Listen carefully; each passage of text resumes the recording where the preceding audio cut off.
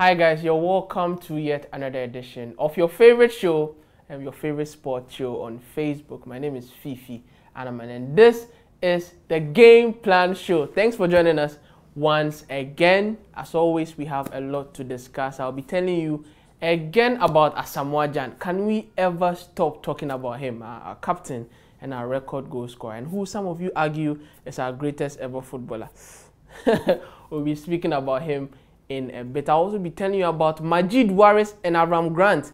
It seems all is not well between the pair. I'll be telling you about that in a bit. I'll also be telling you more on Obodai's side.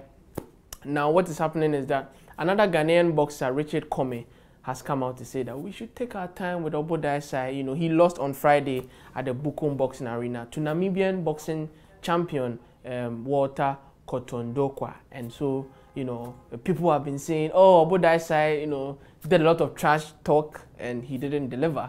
And so, you know, we should write him off completely. And, you know, Richard Commey is saying, take your time, take your time. We'll also be talking about that as well. Now, remember, you can join us on our Facebook page. It's Pulse Ghana Sport, and drop your comments and we'll always read them for you. You can also tell us where you are watching the show from. It seems that that's the new trend on the Game Plan Show. We appreciate all of you watching across Europe, in Asia, in Africa, and Antarctica and Pokra. So thank you very much for joining us. And let's just delve straight into action as we always do. Now, former Ghana captain Stephen Appiah, Stephen Tonade Appiah, he in an interview with GH1 television spoke on a lot of issues, and one of them was on our current captain, Asamoah Baby Jet Gyan. Asamoah Gyan, who is currently 31, he plays at Al Ali. Now, Stephen Appiah is saying that although Asamoah Gyan is, you know, Ghana's biggest player at the moment, he feels that, you know, we cannot keep depending on him for a very long time, and so we should start seriously thinking about getting a replacement for him. And, you know, Stephen Appiah made these comments. I'll be reading you the quote in a bit. He said that Gyan is an excellent player.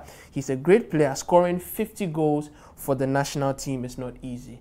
He also said, you know, he can't play forever, and he's at his peak now, even though he is still our top scorer and he's still scoring. Now, it is very important that at this point, we get someone, listen to this very carefully, we get someone who can succeed him so we can count on that person when Gyan is not around. I think this is a fair point, a very, you know, profound coming from Stephen Appiah. Asamoah Gyan, of course, you know, even though he's been scoring goals for the national team, if you really critically look at his record, he's on a decline. And I know most of you won't agree with me, but I'll give you some facts to support my case in a bit. But that's the case with him. He's 31 now, a lot of injuries blighting his career. Last season for Al Ali in the UAE League, he scored 6 goals in 14 appearances. Now, this is a player who from 2011 to 2015 in the UAE for Al Ain, you know, could barely score under 20 goals a season. Only one season that he scored under 20 goals. That was his last season in the 2014-2015 season. He scored, what, 13 goals. Before then, he was scoring 29, 28, you know. So, Asamoah Gyan is used to goals. And over the last few years, he's really suffered. At Shanghai SIPG, which is the club that he moved to from Al Ain in the UAE to China, he scored 7 goals in 20 games. Now, that's very unlike Asamoah Gyan. And just last season, like I told you earlier, 6 goals in 14 games. So he's been on a decline. Now, I'll tell you something very interesting about Gyan. He scored only twice in his last 11 Ghana games. Now, although he scored 50 for us, of course, he scored against Ethiopia in that 5-0 victory. But if you look at the last 11 games that he's played for us, remember, he has 103 caps for Ghana since making his debut in 2003. Yes, 2003, I believe it was. He has 103 caps. He scored 50 goals. But in his last 11 games, only 2 goals for Asamoah Gyan. So things looking a bit rough for him. But on the other side, let me tell you, the interesting thing about this is, on the other side of the coin, Asamoah Gyan is very reliable. Now, he's played in, what, 103 matches for the Black Stars. And during these 103 matches that he's featured, all the matches that he's featured, right, Ghana has scored 169 goals. 103 matches, 169 goals Asamoah Gyan has been involved with. Not as in him scoring them, but Ghana has scored 169 goals in 103 games that he has played in. Now, out of this 169 goals, Asamoah Gyan has scored 50 of them. That's like 30% of them. If that is not dependence, I don't know what else is. So since 2003, Asamoah Gyan has been the main man for Ghana. Look, in AFCON qualifiers, right? And we are currently playing AFCON qualifiers. We played one against Ethiopia. Asamoah Gyan has scored what? 8 goals in 12 games for Ghana in AFCON qualifiers. That's how prolific he is. Now in World Cup qualifiers, he scored 10 goals in 20 games. So Asamoah Gyan for Ghana is simply amazing. But then the truth of the matter is he's declining. Like I told you, last 11 games, 2 goals. And we need to start grooming someone to replace him. Now it takes us back to the options that we have. We currently have Raphael Jamna in the mix. He's a young guy, 21 years old. Played with 2 clubs across last season. First one was in Austria for Austria Lustenau, and then he moved to Switzerland to play for SV Zurich. Helped them qualify for the Swiss top flight. He scored over 30 goals in Europe, even though it's second flight football. Come on, this is a big achievement for a Ghanaian player. The first player and first Ghanaian player in Europe to score over 30 goals since Tony Yeboah. So bright prospect. Played his first game for Ghana against Ethiopia, banged in 2 goals. So I think we're on the right track with the whole Asamoah Gyan replacement thing. Good going for us. And then the next one is Majeed Waris. Of course, he is the diminutive striker who currently plays for Lorient, who unfortunately are in the 2nd tier of the French league. And Majeed Waris, he's been scoring a lot of goals, not so much for Ghana as for his clubs.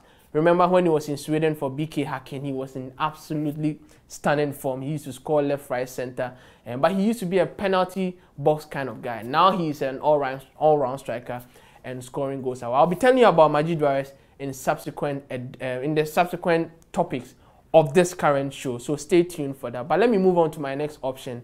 Someone like Abednego Tete. I believe this guy deserves a look in the Black Stars. Come on. He plays in Sudan right now. He used to play for Bechem United. Scored over 15 goals for Al Hilal in the Sudanese league. I think we need someone like him. I mean, he's tall, he's lanky, he's very, very effective in the box. So see, these are some of the players we should be looking at, in my opinion, in an effort to groom a successor for Asamoah Gyan, who is 31 now. Injuries are slowing him down. You might not admit it, but come on, that is the situation as it is now. You watched the game against Ethiopia. He couldn't last the whole game. He had to be pulled off at a point.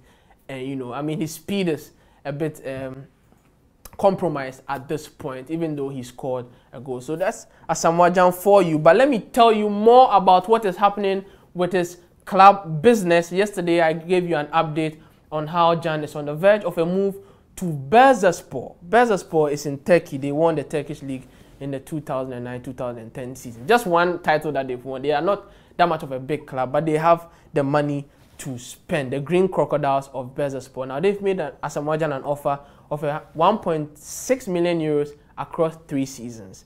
And we spoke about that. Now, the new update that has come up is that, Asamoah Gyan's camp, which is his manager, in fact, Sami Enimado, has come out to say that Bursaspor have not yet made a formal offer. So this is very interesting. We all thought it was a done deal, but the camp is saying that the thing is still in the works. And it might not even happen. So fingers crossed for Asamoah Gyan. He's in the running to make close to 30,000 euros every week. So that's how much he stands to get. Let me read you the quotes from Sami Enimado. He said, "At this moment, we cannot say we have a formal bid from Bursaspor. They made an initial contact, but they are yet to make it formal. Besides, we are open to a good offer, given that there have been some initial offers from England, as well as other clubs in Turkey and in the UAE. It is certain that Gyan has no desire to stay on in the UAE, and despite being a free agent, and has always been stressed, consider and accept the offer that is in his best interest so far as his career is concerned." So that's Sami Enimado, very, very tactical with his comments about his client or his friend Asamoah Gyan. Now, meanwhile, the president of Bursaspor, he's called Ali I. He's the chairman, president, whatever you want to call him. He has been talking in the Turkish media. He says that Asamoah Gyan is going to arrive in Bursaspor around this time of the month. He said between the 20th and 22nd of June, so around this time. But Asamoah Gyan is not in Turkey at the moment. So Bursaspor, what's up though? Charlie, that's it for for you guys. We hope you get to sign him. I mean, they've proved that they need him. You know, they say they need Asamoah Gyan. Sport doesn't really have a big star. You know how some of the Turkish clubs like Galatasaray, you know, Fenerbahce like to, you know, bring in headline stars to sort of boost their image and stuff. They don't have that kind of star, and they hope Asamoah Gyan, who is currently one of the biggest players in Africa, you know, wherever you pass, Asamoah Gyan, come on, you cannot argue against him. A player with over 100 caps, he belongs to an exclusive league in international football, and not to talk of his 50 goals for his country, putting him in the, you know, a company of the likes of Lionel Messi and Cristiano Ronaldo in terms of players with over 50 goals in international football and still active in football. So Asamoah Gyan is in very, very celebrated company. Now, Ali I said, and I quote, "It was understood as a principle, but you know that you cannot say it is a done deal without an official signature." He's talking about Asamoah Gyan. It can get rough afterwards. Now, we will work hard to sign him, he says.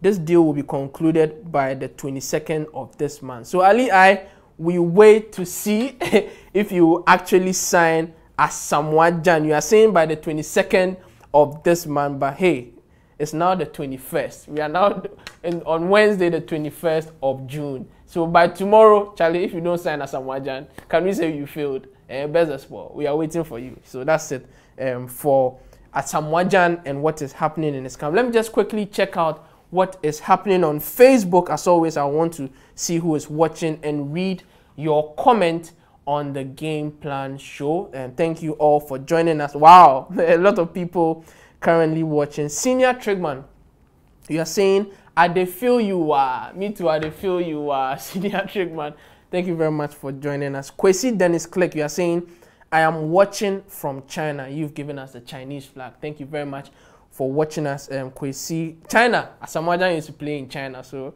yeah, that's the connection between what I'm talking about and where you are watching from. Now, Daniel Adofe, you are saying you are watching from the United Arab Emirates. Asamoah Gyan also used to play there. Hey, you guys.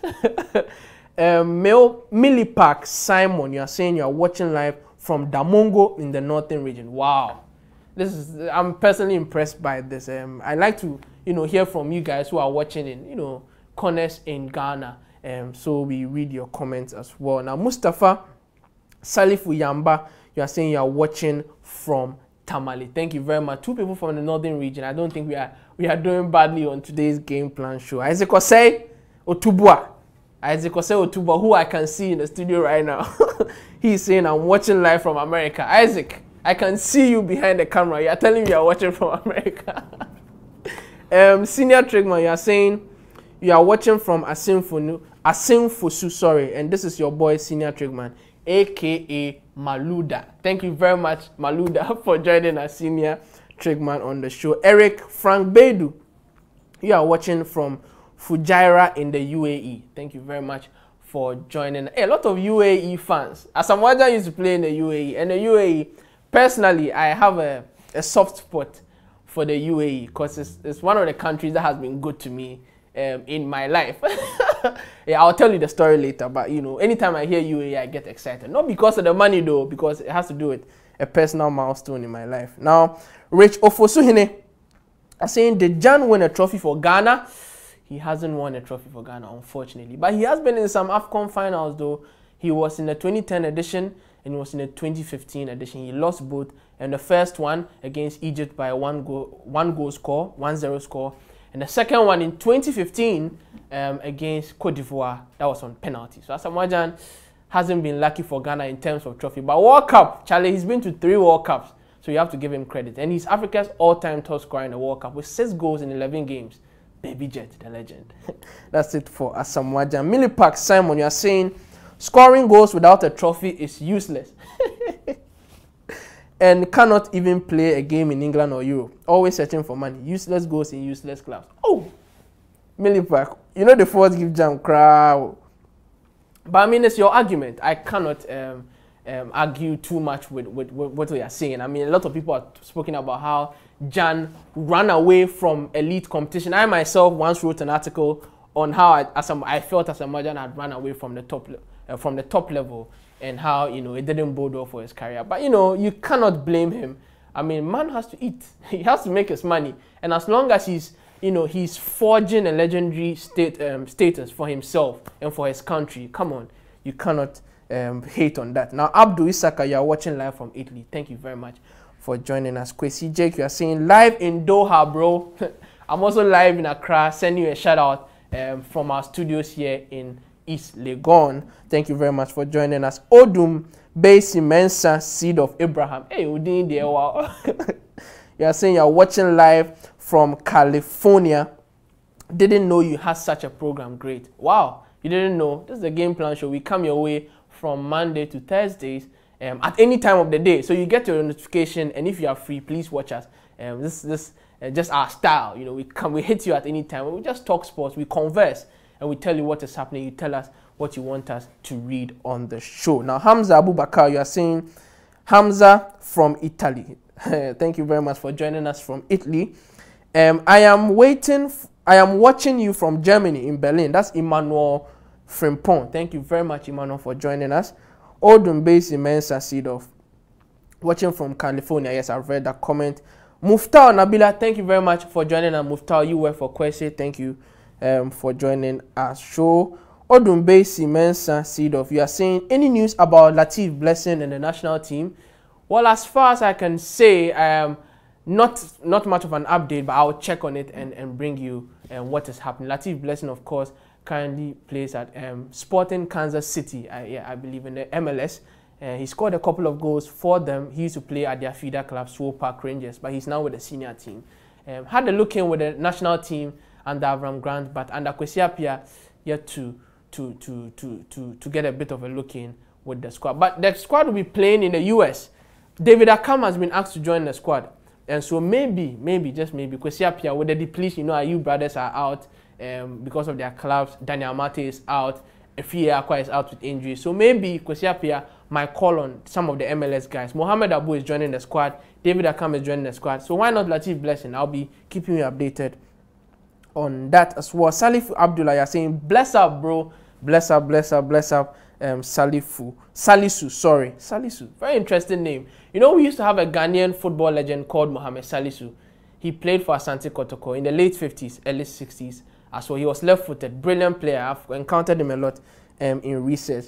I hope you are not related to him though. If you are related to him, I'll be very surprised, and I would like to talk to you if you are as well. Now, Yannick Opoku, you are saying watching live from East Hartford, Connecticut. The Black Stars will be playing, yes, a game there in a few days. So I'm glad to know someone from East Hartford, Connecticut. You might probably want to catch that game. I believe it's the US game on the 1st of July. Yes, we are playing the Americans there. Now, Fifi Coleman, Abedu, you are saying big ups, bro. Thank you very much, Fifi Coleman, for your comment. Millipark Simon, you are saying I like your point. Thank you very much, Millipark. Prince Taki, I'm watching you live from Thailand. Hey, you guys, we have Germany, UAE, and now Thailand. Thank you very much for joining us. We also have Tamale as well in the mix. Ibrahim Sultan Anyas, you are watching us from Italy. You are a very loyal fan of our show. Thank you very much for joining us. Kwame Dennis Click, you are watching from Beijing, China. Beijing, thank you very much for joining us. Kingdom AJ, big ups to you, Fifi. You guys are doing well. Watching live from the Bronx in NY, New York City. New York City is one of my dream cities, by the way. What's your name? Kingdom AJ. So thanks very much for joining us from the Bronx. Prince Taki, you are saying you are doing a good job, bro. Lawson Kofi, you are saying I'm watching you live from Germany, Hamburg. Isaac Zoe, you are saying just pop in though from Kingston College. You watched her yesterday as well. Thank you very much. Ibrahim Sultan Anas, please tell Ghanaians to stop talking too much. I'll tell Ghanaians to stop talking too much. We like talking though. I mean, let me just return to the show. I'll read some of your comments later on. I'll be telling you about our second story, which is on Obodai the Miracle Sai. Who is Obodai Sai? He's a Ghanaian boxer, a middleweight champ in terms of Ghana, you know, not in terms of Africa. He would have won the African belt on Friday at the Bukom Boxing Arena. He fought for the WBO and the IBF African middleweight title against Walter Pandulena Kotundokwa. I hope I mentioned the name right. He's from Namibia. He's called the Executioner. Can you imagine? That's his nickname. If this doesn't send shivers down your spine, I don't think anything else will. He came to Accra and did indeed execute our own Obodai. In the 5th round, referee Roger Bano had to stop that bout after Obodai went on to the canvas. So that was a very, very sad loss for Obodai. It was his 3rd loss, his 2nd knockout in his career. And today, we have Richard Oblite Commey, who is another dynamite boxer from Ghana. He has fought in a lot of bouts, even though he lost 2 bouts yesterday. In December, he fought Denis Shafikov in Moscow, in Russia. He lost that one. And then in September, he fought another boxer. I believe it was, I've forgotten the country. I'll update you on that. So he lost 2 bouts last year. Yet to fight this year, I believe. And he's saying that we should take it easy on Obodai. I agree with Oblite Commey on that point. You know, Obodai, come on, he's 30 now. You might say he's old, but he has a few bouts left in him. And now that he has lost the WBO middleweight title, people are saying, oh, this guy, he was all talk and no substance. Come on, he has a lot of fighting. We expect him to bounce back very soon. I'll read you the comments of Oblite Commey. He said, to all boxing fans across this country, I'm pleading with you to take it easy on Obodai, as this is the hardest part of his career, and let's rather show love and support than to blame him because things happen in boxing. That's what Commey posted on his Facebook page. He went on to say he went into this fight hoping to lift high the flag of Ghana, but unfortunately it turned out to be something else. Every boxer will maybe one day face a defeat, but it's hard to face it now. My fellow boxer Obodai did. God bless us all. Team Richard Commey. So that's Richard Commey with some very wise words. He said every boxer at some point will have to face defeat, and so we should take it easy on Obodai. So of course, Oblite Commey, he has 25 fights and 2 losses with 22 KOs. That's him. He's 30 years of age as well, and yes, that's his record for you. I just remembered his 2nd fight that he lost. It was against Robert Easter Jr., I believe. It was in the US in September 2016. So those are the 2 fights. Denis Shafikov, Robert Easter Jr. in 2016 for Oblite Commey. So that's it. He also fought this year in March. I forgot about that. He fought against Hedi Slimani, who is based in Belgium. Hedi Slimani, he's based in Belgium. He won by unanimous decision at the Bukom Boxing Arena. That bout was in March. So yes, Richard Oblite Commey is a lightweight. So he fought for a lightweight title, a silver lightweight title, a world title. But it's a silver, not the main one though, a silver lightweight title. And he beat Hedi Slimani in that one as well. So Richard Oblite Commey, wise words there. I believe this has come at the right time for boxing fans in Ghana to consider supporting our own rather than to just keep bashing us. You know, Obodai has been trashed on radio. People are saying, oh, this guy all talk to way, but nothing give up. But actually, you know, we have to encourage our own. He's fallen. We have to help him up so that he can reach the heights that he wants to attain. Walter Kotondokwa, though, he returned to Namibia on a 15-0. He came here on a 14-0, left on a 15-0, left on a high, left with 2 belts as well. So big ups to you, Walter, the executioner Kotondokwa. You are 32 years old. You are from Namibia as well. So that's it for boxing for today. Let me go back to Facebook and check out your comment on the game plan show. Let me see who has commented again. Now, wow, more comments coming in. Salisu Abdullah, you're saying, what about Sule Ali Muntari? I'm sure you're talking about the Black Stars. He is not part of the Black Stars. Remember, he apologized in June 2016 after the incident at the World Cup in Brazil 2014.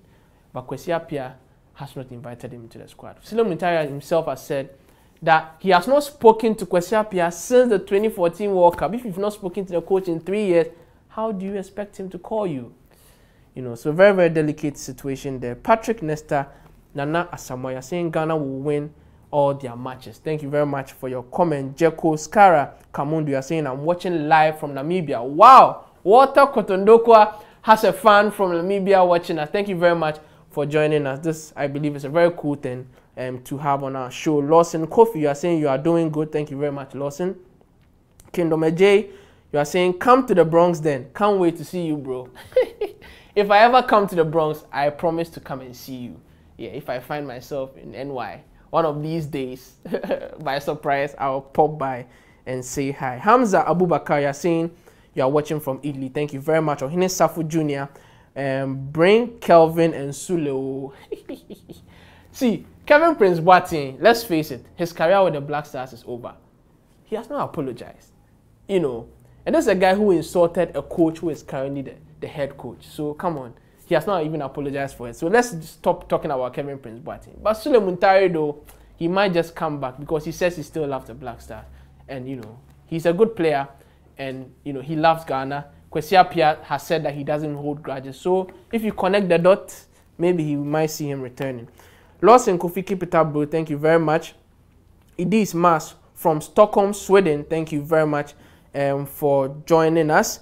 Ibrahim Sultan Anyas, you are saying, but I do not agree with Jan about the captain's armband because in Europe or in any country we do not see that. Well, you know, people do it. Come on, let's not.